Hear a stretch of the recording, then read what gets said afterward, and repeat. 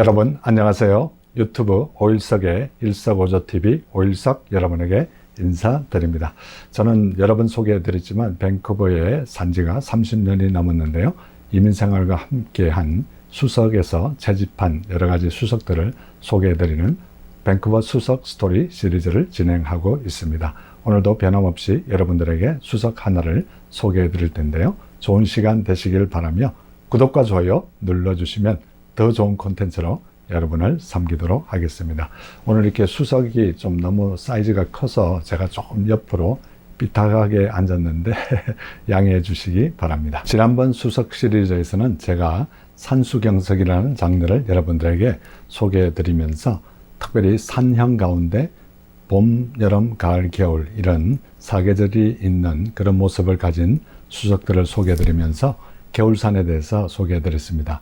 이제 물론 당연히 봄산, 여름산, 가을산도 소개해 드려야 되겠지만은 그 중간에 저희가 사이 샌드위치로 오늘 여러분에게 새로운 장르의 수석을 하나 소개해 드리는 귀한 시간 갖도록 하겠습니다.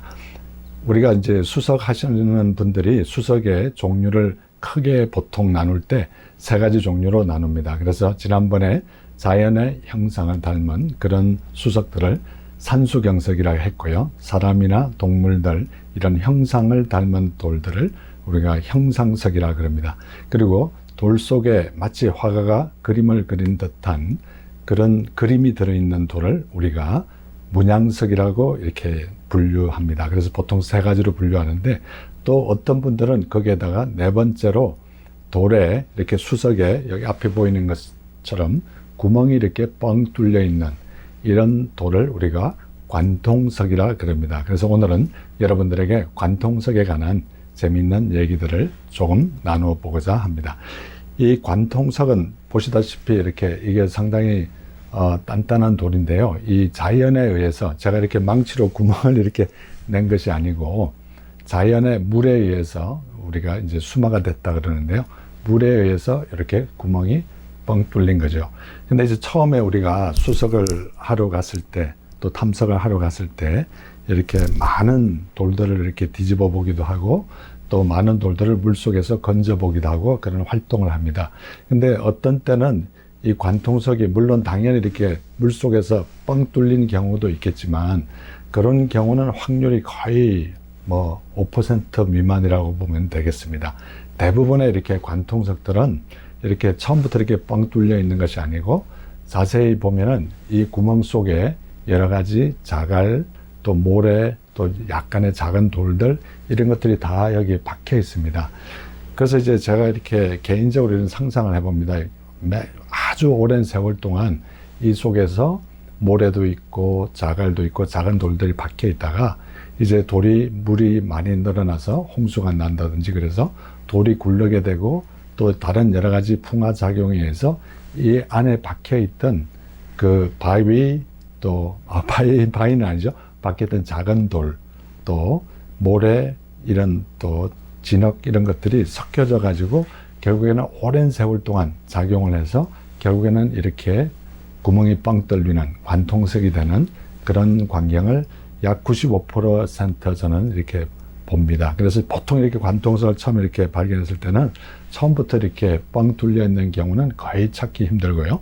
대부분 딱 보면은 모래나 자갈 또 작은 돌들이 이렇게 박혀 있는 것들을 하나씩 이렇게 뽑다 보면은 어느 순간 이게 뻥 뚫리는 그때 그 기분이라는 거는 이루 말할 수가 없죠. 그래서 이런 돌들을 우리가 관통석이라 그럽니다.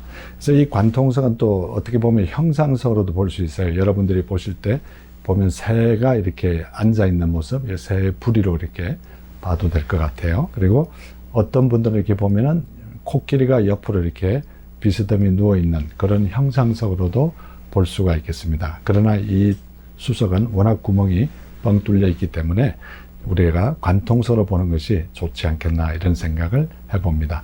오랜 세월, 인고의 세월을 보내면서 참고 또 여러 가지 과정을 거쳐서 결국에는 이 멋진 작품, 관통석이 된 것을 보면서 저는 오늘 좀 색다른 스토리로 여러분들에게 다가가고자 합니다. 우리가 부모님들과 또 형제들, 또 친구들, 또 가까이 있는 교회 성도님들 간에 이렇게 또 어떻게 보면 또 자녀들 간에 이렇게 막힌 뻥 뚫리질 않고 이렇게 막혀 있는 여러 가지 모래와 자갈과 작은 돌로 막혀 있지 않나 이런 생각을 한번 해봅니다. 우리가 정말 원활한 소통을 하기 위해서는 보기에도 얼마나 좋습니까? 이렇게 막혀 있는 것보다는 뻥 뚫린 그런 관계를 회복하면 참 어떨까 이런 생각을 해봅니다. 오늘 특별히 우리가 하나님과의 관계에 있어서 혹시나 막혀 있는 분이 계신다면 오늘 성경 구절 한 구절을 여러분들에게 소개해 드리고 싶습니다.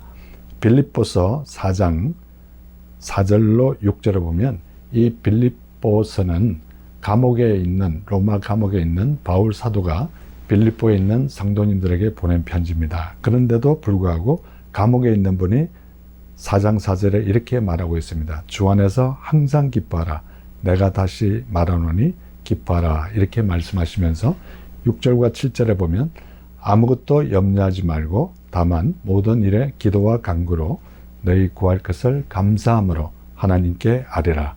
그리하면 모든 지각에 뛰어난 하나님의 평강이 그리스도 예수 안에서 너희 마음과 생각을 지키시리라. 이렇게 말씀하고 있습니다.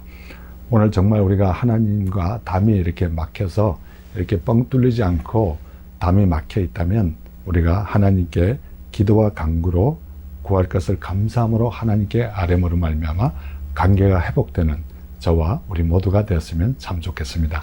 이 유튜브 방송을 들으시는 분 가운데 혹시나 아직도 부모님과 관계가 막혀 있다든지 자녀들과의 관계가 막혀 있다든지 또 친구들, 친척들과의 관계가 막혀 있다면 정말 우리가 하나님께 기도함으로 그 관계가 뻥 뚫리는 이 관통석처럼 얼마나 보기 좋습니까? 관계가 뻥 뚫려서 항상 소통할 수 있는 우리 모두가 되었으면 참 좋겠다는 생각을 여러분들에게 전해드립니다.